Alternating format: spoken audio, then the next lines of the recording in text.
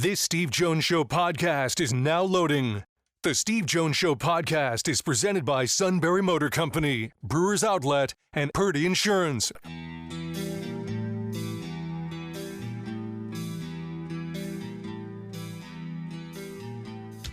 Bringing you an in-depth look at Penn State sports and more. This is the Steve Jones Show on News Radio 1070 WKOK. The Steve Jones Show is presented by Purdy Insurance, Brewers Outlet, and Sunbury Motor Company. Now from the Sunbury Motor Studio, here's Steve Jones.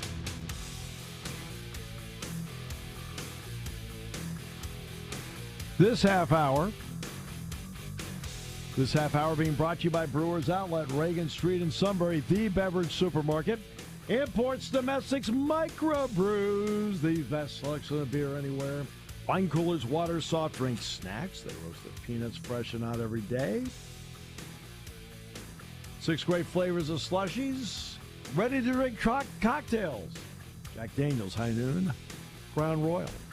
And the pickle bar led by the Barrels and the Dills. Indeed, second to none.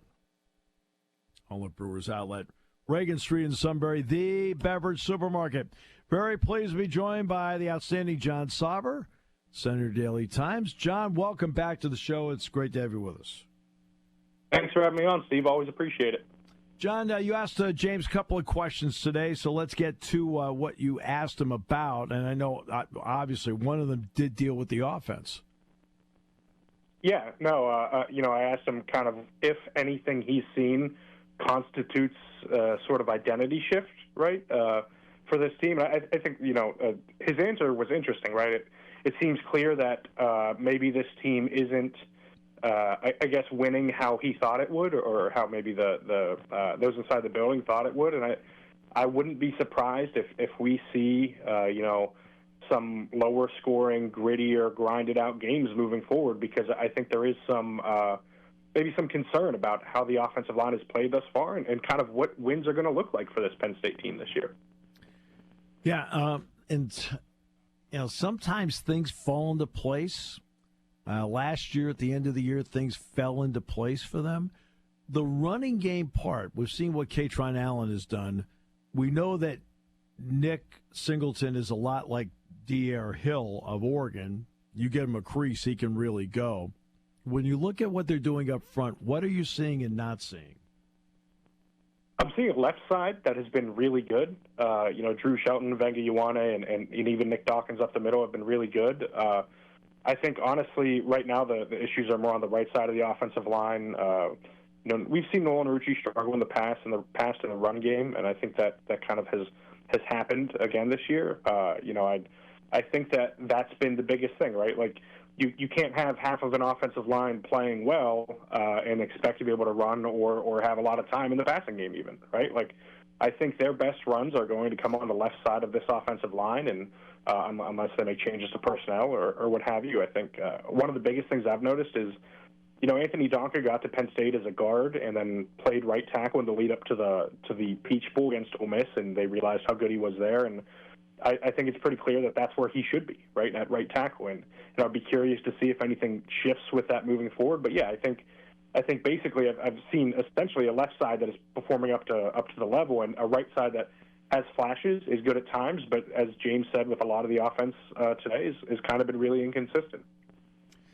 Which he talked about the consistency of Drew Aller. What's been your thought on him to this point?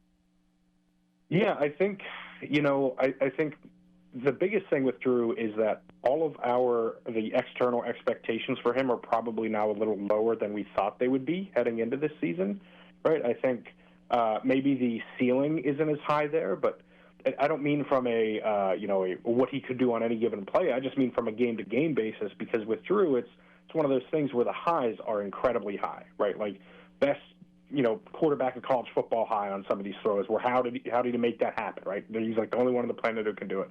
But the lows are also extremely low, and I think lower than we thought they would be. And that goes to that consistency that James mentioned, where you kind of don't know what you're going to get from Drew on a play-to-play basis, and I think that's the biggest problem right now, is they need to find a way to get him settled into a spot where they know what the outcome is going to be, and he can still reach those high ceilings. And I think that's the biggest problem right now in the passing game is, there were some incredible throws on Saturday night, even against Oregon, but then there were, a couple of balls, I counted 4 or 5 from rewatching it, that were just behind guys, and either they didn't catch or they didn't have an opportunity to make a play in the open field then because they were behind them. So I think nobody wants to hear the consistency feels like a cop-out toward of some fans, but I think it's the truth. I think they just need to get to a level of consistency with this offense, with Drew, with the offensive line to kind of create some sort of baseline where James Franklin and Andy Kotelnicki know what they're going to get from a play-to-play basis.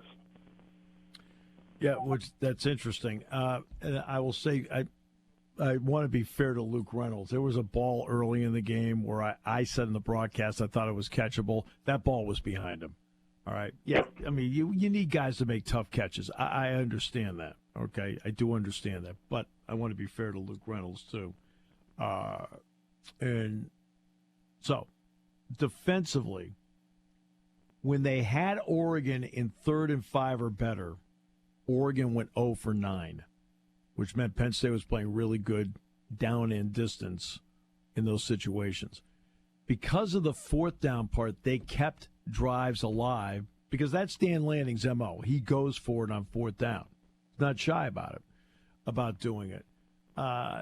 What is Penn State only had 1 tackle for loss in the game, John, and did not have a sack.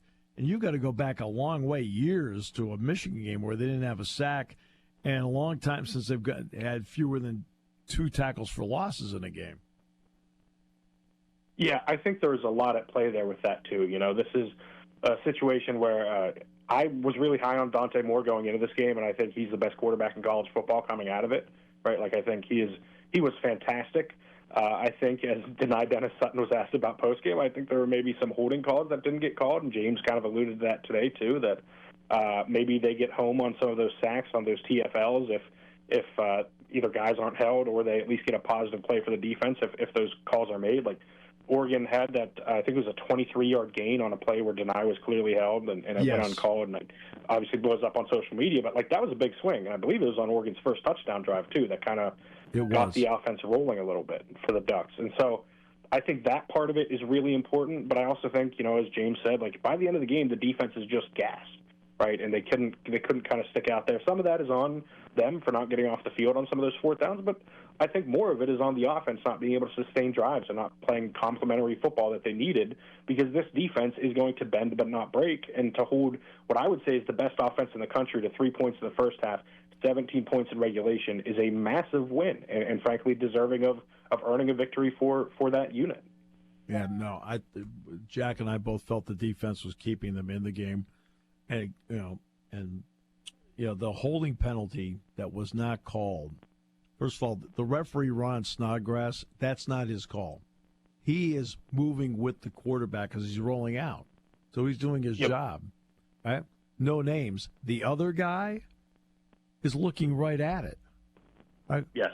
So instead of having a penalty which makes it 3rd and 20, and remember, Oregon was 0 of 5 on 3rd and 5 or better. So I like Penn State's odds at 3rd and 20 defensively playing down a distance, as opposed to getting a completion, getting themselves out of trouble and giving the entire offense a lift. That was a big no call in the game. Yeah, I think it might have been the turning point, quite frankly, because it was when the Oregon offense kind of finally had some confidence that they could get some of those chunk plays that they needed to get the ball moving a little bit. But yeah, I think without a doubt, there was obviously a lot of moments for Penn State to go out and win the game, and this is not the only thing that happened. But I do think that was unfortunately the officiating, or I guess lack of officiating, is going to be at play in a lot of these games, and I think unfortunately for Penn State, it went against them on this one pretty clearly. Well, that's okay. It wasn't like the Washington-Ohio State game where Julian Sayin got bumped. Got bumped. Fell down, roughing the passer. I mean, I'm friends with Brad Nessler, and I think Brad's the best. And Brad says, "What are we playing? Flag football here?"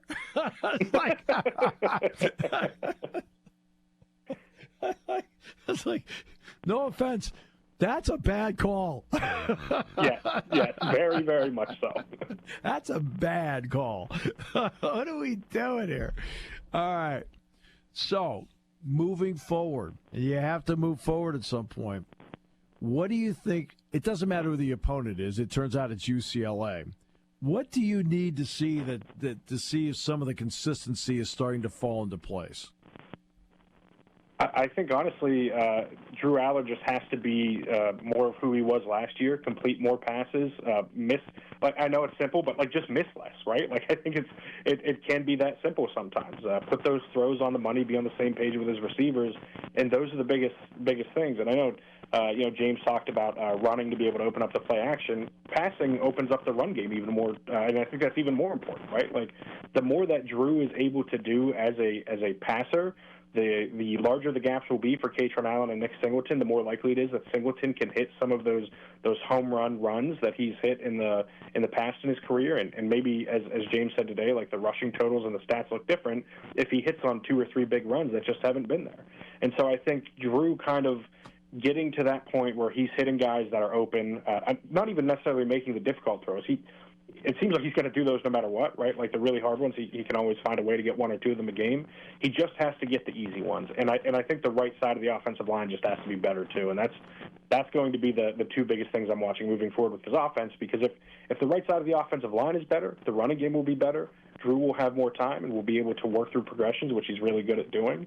And I think that the idea would be that then he can hit some of those easy throws. But yeah, I think getting him to a baseline and getting the right side of the offensive line to a baseline is pretty massive moving forward because, in 2-3 weeks you're looking at Iowa, and in a month you're looking at Ohio State, and then you're looking at Indiana again. And I know there's a lot of talk about 10-2 is probably what's going to happen here. There's room for 11-1, but there's also room for 8-4. And so I think they need to get to that point to beat those 3 teams, and those are going to be the ones that everyone circles the rest of the way.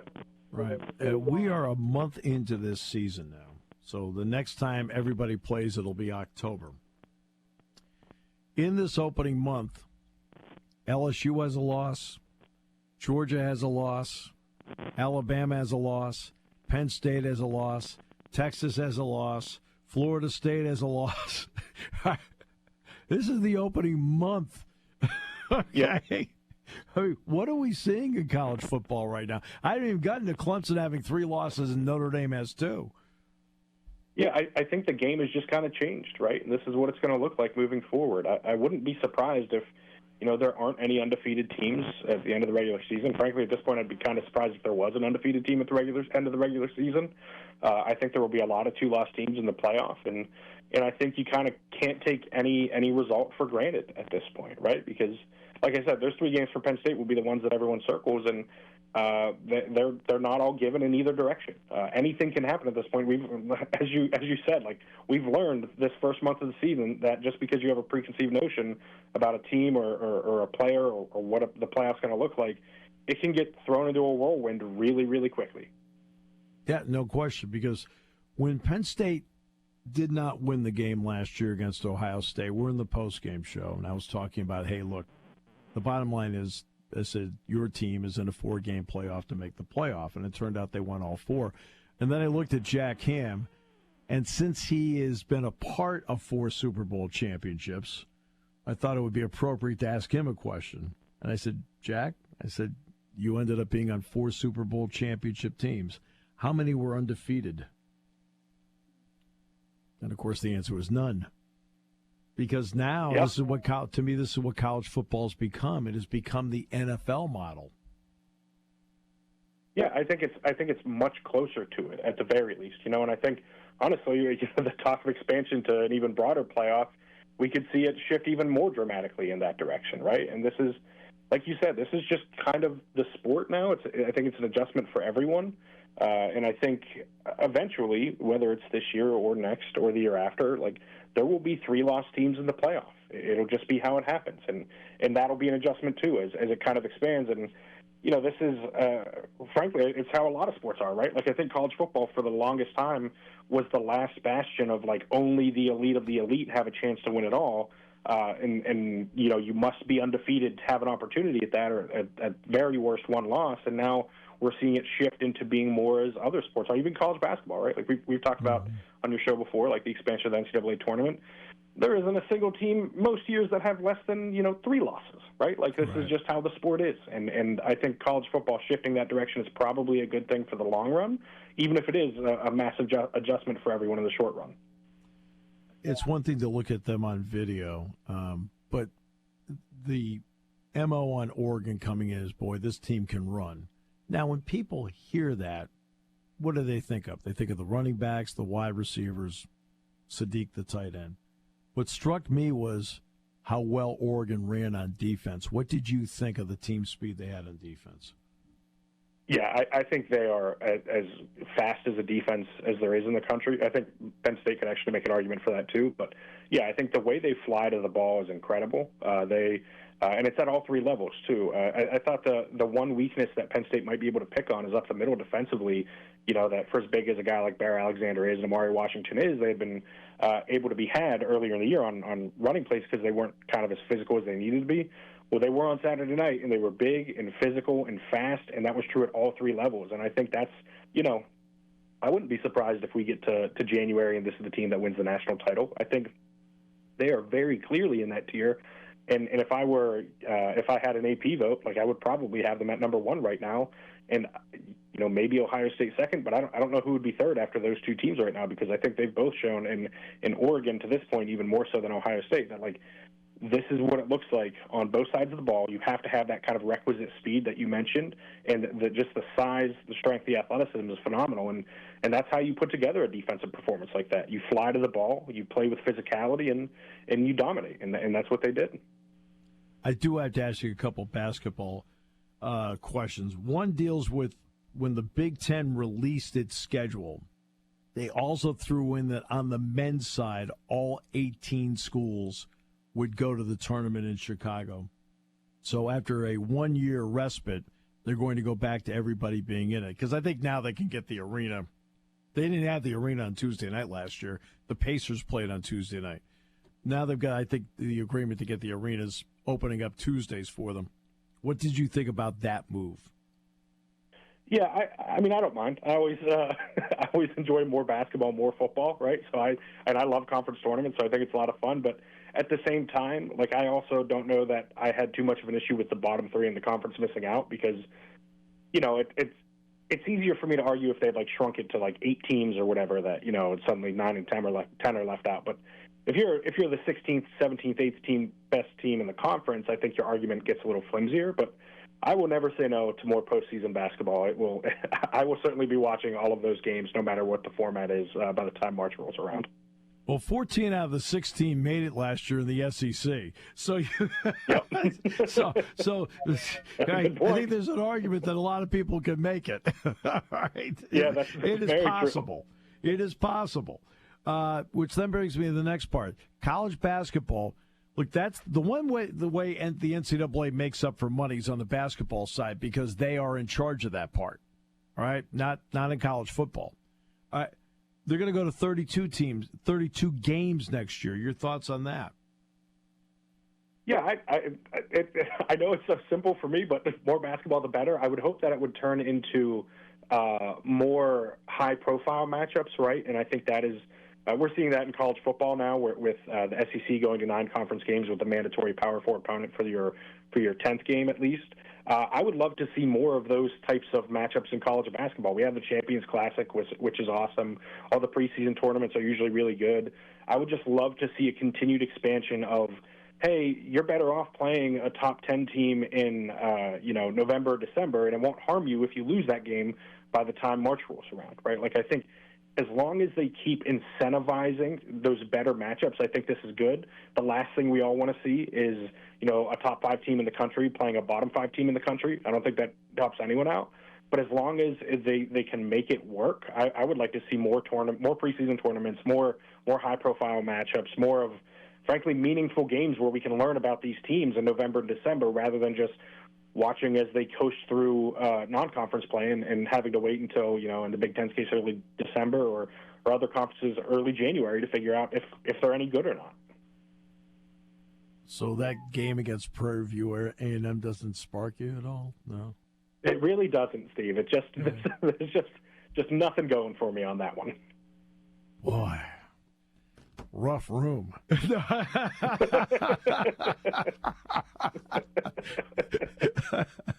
John, as always, thanks so much for your time and your perspective. We really appreciate it. Thank you so much, Steve. I really appreciate coming on. Jon Sauber, Center Daily Times, and this half hour has been brought to you by our good friends at Brewers Outlet, Reagan Street in Sunbury, the beverage supermarket. Start stocking up for the weekend now. Imports, domestics, microbrews, the best selection of beer anywhere. Wine coolers, water, soft drinks, snacks. They roast their peanuts fresh and on every day. 6 great flavors of slushies. Ready-to-drink cocktails, High Noon, Jack Daniels, Crown Royal, and the pickle bar led by the Barrels and the Dills, indeed second to none, all at Brewers Outlet. Reagan Street in Sunbury, the beverage supermarket on News Radio 1070 WKOK. The days may be getting shorter, but even a shorter day can be a fun day with a new Hyundai from Sunbury Motors Hyundai. Hurry in now because Sunbury Motors Hyundai has 2025 Hyundai Sonata Hybrids with up to $3,750 off. They start at just under $32,000 or choose as low as 1.99% APR for 60 months. 2025 Hyundai Tucsons have up to $3,300 off and start just over $27,000. Or there's also as low as 1.99% APR financing for 60 months. At Sunbury Motors Hyundai, you can lease a 2026 Hyundai Santa Cruz SE for only $380 per month. Remember, all new Hyundais come with Hyundai Assurance and are backed by America's best warranty. 10 years, 100,000-mile limited powertrain warranty. If you want to have a fun day, you have to drive a Hyundai. From Sunbury Motors Hyundai in the North 4th Street Auto Plaza, Sunbury, and at sunburyhyundai.com. For more details, see dealer or go to HyundaiUSA.com. Hi, this is Season. For over 100 years, the Purdy Insurance Agency has been protecting families and businesses of the greater Susquehanna Valley and beyond. With the experience of our trained and knowledgeable staff, you can rest assured that your needs will be evaluated and met by some of the industry's best representatives. No matter what your insurance needs are, call Purdy Insurance today at 570-286-5855. Visit our website at purdyinsurance.com or check us out on Facebook to see what we can do for you.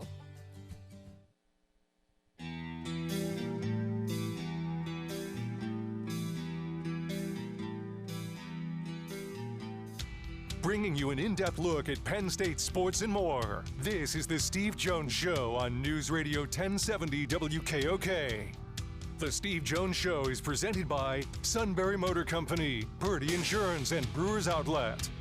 Now from the Sunbury Motors Studio, here's Steve Jones.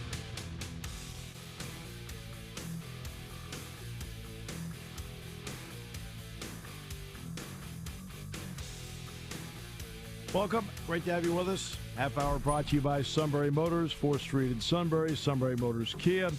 Routes 11 and 15, Hummels Wharf, and online at sunburymotors.com. Ford, Kia, Hyundai, best in new inventory, great pre-owned inventory with the Sunbury Motors guarantee, and a terrific service department. Whether it's quick lane inspections, routine, difficult, they handle it all at Sunbury Motors. 4th Street in Sunbury, Sunbury Motors Kia, routes 11 and 15, Hummels Wharf, and online at sunburymotors.com. The baseball playoffs do get underway tomorrow. Yankees, Red Sox, winner gets Toronto.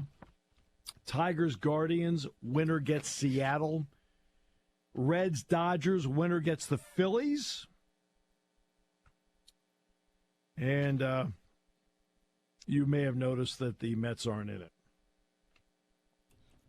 $340 million. Their payroll did not get in. Yeah. The Brewers are the number one seed. And their big free agent says he doesn't want to play there anymore. Nobody could tell. Listen, I want to ask, I'm glad you mentioned this because I was going to ask you about this. I don't understand the way Major League Baseball brackets this. It's bracketed on records. Well, okay, that's fine. But then if you look at the brackets, the Phillies have an opportunity to play the lowest seed. Why wouldn't they flop the bracket so that the so that the Brewers would play the lowest seed of whoever's left. I have no idea. See, that's what confused me. I'm looking at this. I'm like, wait a minute. The Phillies could end up playing the Reds?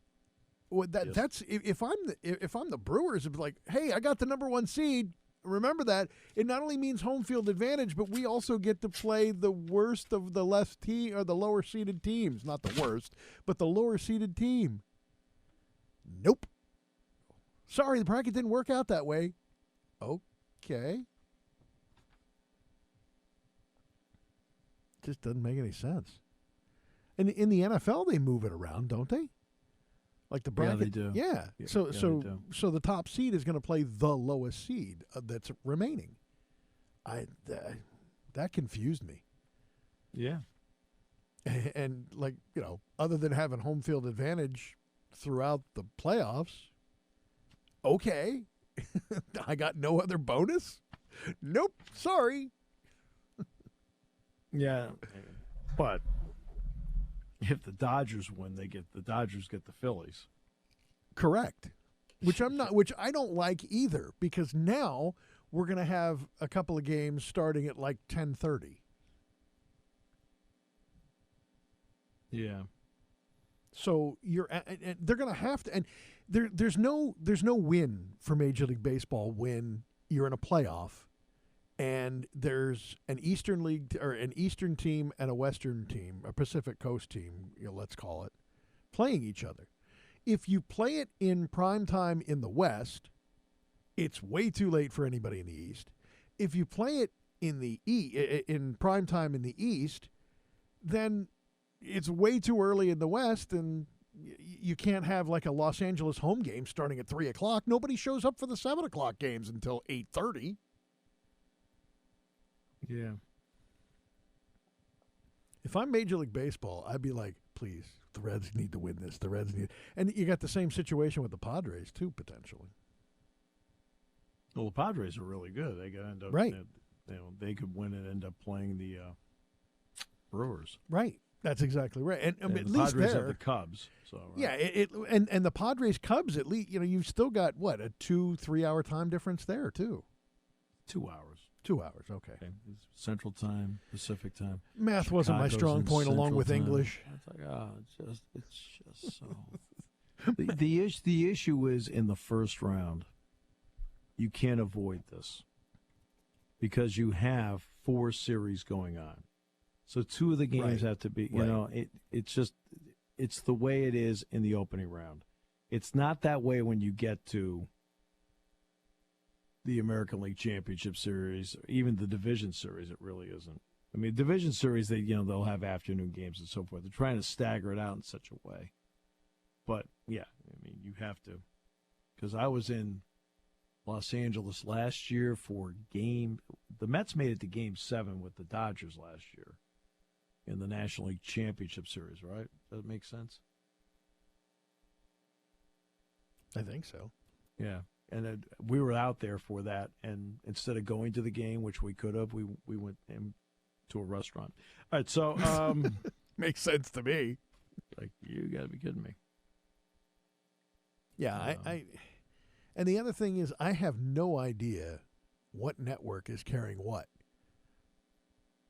It's at one point all the National League games were on TBS, TNT, and then the American League games were all on Fox, and I have no idea who has what. Yeah, now. I think ESPN has some games.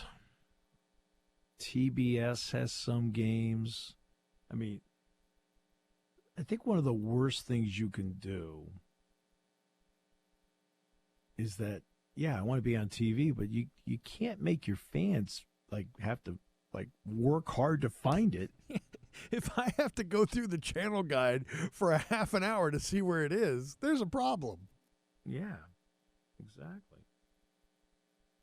Exactly right. But I will say this. I'm as a Phillies fan, I'm very happy not to be in these short series. I hate these short series. Not because I don't think they're exciting. I think they're very exciting. I have never seen these short series. Game 1 is crucial. In a 7-game series, Game 1 isn't as crucial. But in a short best of 3, absolutely is that crucial.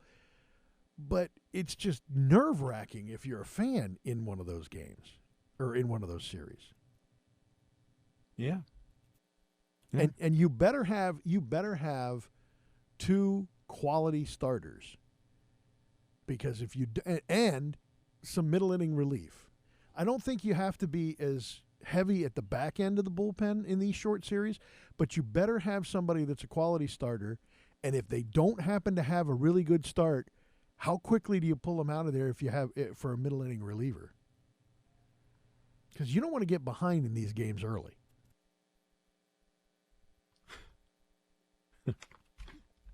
Well, I'm the worst person to ask because I'm a big believer.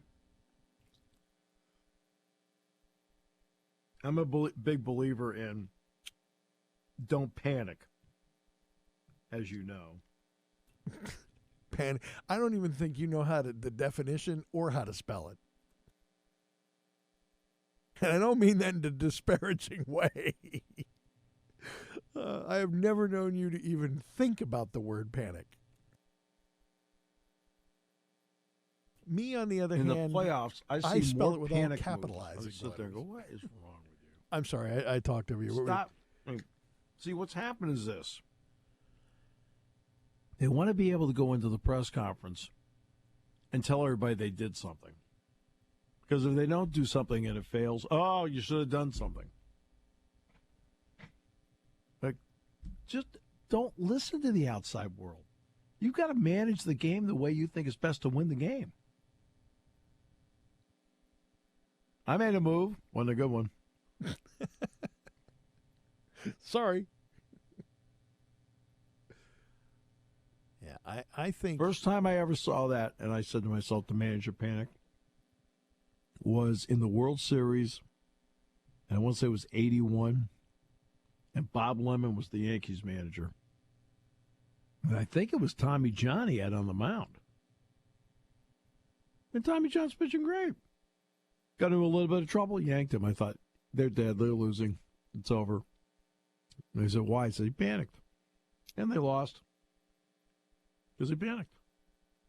But if your starter's in there and in the first inning and they're hitting some of his best pitches, and you're in this short series, he was in the 5th inning. He was pitching great. Right. Well, that's different. That's completely. I'm talking early. You're talking the first 3 to 4 innings here. Once you get past 4, I think you're okay. Blake Snell.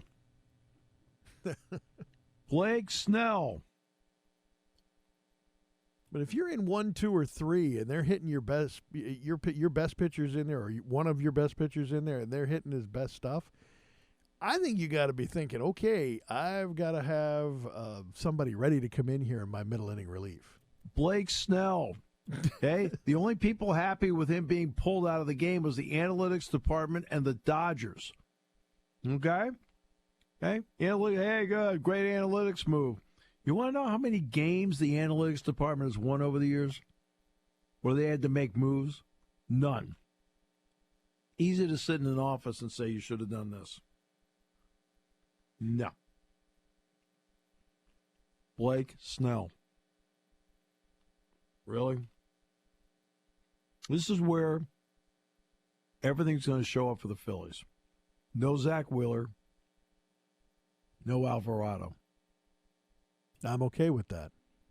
I'm not the Zach Wheeler part, the Alvarado part. I'm saying, though, you don't have him. Yeah, I think he's been inconsistent. That's the problem. He's got nothing to do with that. He was out 80. He's inconsistent because he was out 80 games. But I mean, before that, even I felt he was inconsistent. He's a power pitcher. Yeah, he's got smoke, and he's got a couple of pitches. But and that's the same problem I have with Duran. Really, I'm not saying Duran is bad. Okay, let's get that out there. I'm just saying he speaks highly of you. There are batters that have really realized what to do with these guys that are throwing smoke like that. Okay, if I know he's gonna be around the plate, then I'm just gonna stick the bat out because it's gonna bounce off the bat, and then I got a chance to hit one down the line if I'm late on it. And I started this. You started to see that toward the end of the season. Yeah, but see, here's the issue with Noah Wheeler. There are only a couple pitchers in all of baseball right now. They're capable of winning 2 games in a short series. He was one of them. You're absolutely right. You're absolutely right. And if you look at Sanchez, yesterday was a great example. Sanchez has a fantastic changeup. If he's on with that changeup, he is fooling pitchers. Rob Thompson left and will right. have him out by the 3rd inning. And that's my other problem. You've just hit my other issue with the Phillies. I think Rob Thompson has a little bit too early of a hook sometimes with these pitchers. And again, it goes with that mentality. 3rd time around, well, they're going to figure him out. I'm sorry. He's been pitching for how many years? These guys, it's not the first time these guys have seen him. So it's not like he's got 17 other pitches that he's just developed over the last couple of months. I don't understand that thought process of the 3rd time around. 3rd time through the lineup, they're going to figure him out. You're not in the analytics department. No, I'm not. I can barely add 2 plus 2.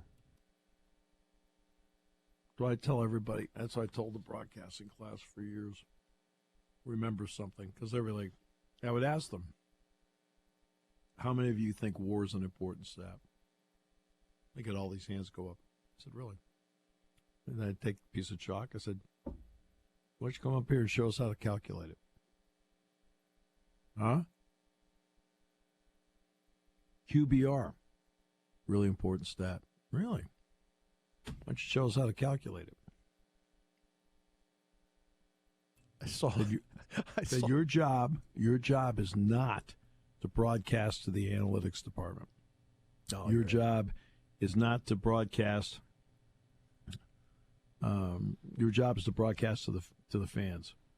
You talk to the fans in terms they can relate to. He's got a .5 wins against replacement. Nobody cares. What does that mean? Nobody knows. Nobody knows. That rate's right up there. To me, WAR rate's right up there with quarterback rating. That's what I mean. That's what I said, QBR. Nobody knows. They say, if you can't calculate yeah, you did say that. My point to them was, if you can't calculate it, how does a fan know what it means? He's got I said, and I don't want you guys to go and figure out how to do it. I said, that's not my challenge here. My challenge to you is to understand, right, what the fan knows and what they can relate to. I said, then it allows you to relate to them better. I think the strangest thing I ever heard, and I don't even remember who said it or what game, that's irrelevant. It was just one of those things I happened to be scanning through, and I was watching a football game, and they said, he's got a perfect quarterback rating. And then they threw his stats up. I'm like, well, he's not perfect. He's thrown a couple of incompletions. That's not but he's got a perfect quarterback rating. Okay. Nobody knows what that means. I mean, really, it sounds good, but nobody knows what it means. Right. That's just me. No, listen, I'm a big fan of the managers that sit there and have a gut feeling and know their pitcher and go, you know what? All right, it's his 3rd time around. He's cruising. I'm going to bring somebody up in the bullpen, let him sit there for a little bit, get warmed up. If he gets a runner to second base, maybe then I'll pull him. But the automatic, it's the 6th inning. This is going to be the 3rd time around. Get him out of there. I don't buy it. That's why you sit. That's why you're sitting where you sit. That's why I pay to sit in the stands and yell. That's right. Very safe. We'll wrap it up in a moment. Brought to you by Sunbury Motors here on News Radio 1070 WKOK. Party time, game time, or just fun time. Doesn't matter what time it is, because it's Brewers Outlet time. The beverage supermarket has the area's largest beer selection. Imports, microbrews, ciders, and domestics. Pick from over 100 ice-cold 12-packs and dozens of 24-ounce singles. Soda, snacks, hot sauces, fresh roasted peanuts. Make it one-stop party shopping, and don't forget the pickle bar. So whatever you're celebrating or just doing it up, Brewers Outlet, Reagan Street, Sunbury wants to see you. And thank you for your years of patronage. Hi, Hi, this is Season. For over 100 years, the Purdy Insurance Agency has been protecting families and businesses of the greater Susquehanna Valley and beyond. With the experience of our trained and knowledgeable staff, you can rest assured that your needs will be evaluated and met by some of the industry's best representatives. No matter what your insurance needs are, call Purdy Insurance today at 570-286-5855. Visit our website at purdyinsurance.com or check us out on Facebook to see what we can do for you. September means the return of football, everything pumpkin spice, and the September Serrano sale at Sunbury Motors Kia.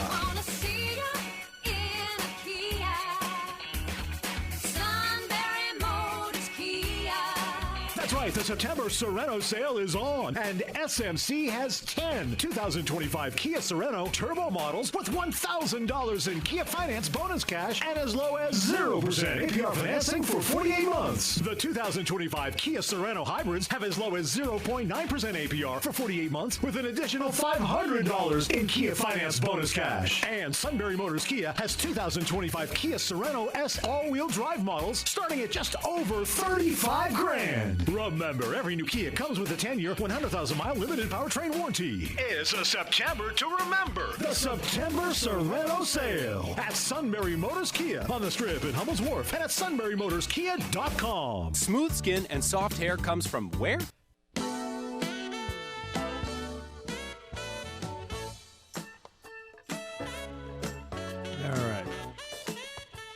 All right, so Penn State gets ready for UCLA.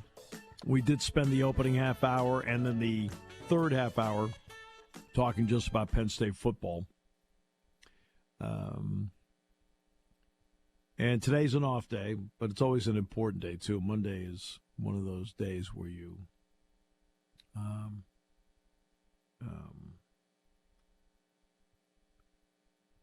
have to do a lot of work on your own. You're a third of the way through the regular season. Now you got to go out and you've got to, okay, it's hard to put something like this behind you because you've thrown your heart and soul into it. Because Penn State played hard. I mean, Oregon played really hard. Penn State played really hard. That's why the game was, it was a great game to watch in so many ways because both teams really played hard. And after throwing your heart and soul into it, not getting a result,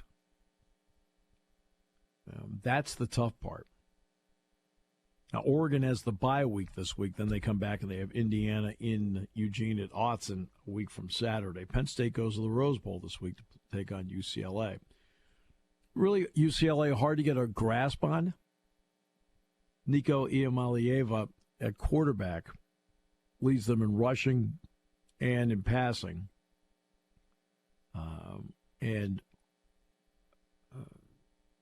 And he's done some good things. And, they were able to get Rico Flores back at wide receiver. That helped. He had not played any games until Northwestern. But the Northwestern game, they gave up 17 points right out of the gate. First 3 drives. Didn't give up a point the rest of the game. Played a lot better. Played a lot more man coverage, too, which was interesting. So, yeah. So you got to go out there. It doesn't matter. Penn State will go out Thursday. Practice in SoFi Friday, and then go out to the Rose Bowl and play there on Saturday, and then fly right back. But they're going to practice Thursday morning, and then I think we're leaving at 11:45. We're going to bus to Harrisburg and then fly out there. Is that because you need a bigger plane? No, because the plane is, when the plane takes off, it's fully fueled, which means it's the heaviest it can be. Oh, that's so you why need a longer runway. Right. And so when you fly back in and say, well, why can you take off there but land here? When you land here, you're now at the lower end of fuel and the plane is lighter. I knew it had something to do. I was thinking it had something to do with the size of the plane, but the fuel thing makes a lot of sense because you need more runway to take off then. Right. When you take off, it's the heaviest the plane is. So you need more land to make it go. Yeah, and down in Harrisburg, you want to make sure you get off the runway in time. No, that runway at Harrisburg, that's an old military. That's really a long runway. I know. It's just you don't want to run out of runway there is what I meant. Oh, no. But I think your odds of doing that are extremely small. Agreed. I mean, that's a long runway. All right. Yeah. Yeah, I'm going to take the lads out to dinner on Friday night. Jack Ham says he's on an all-week fast.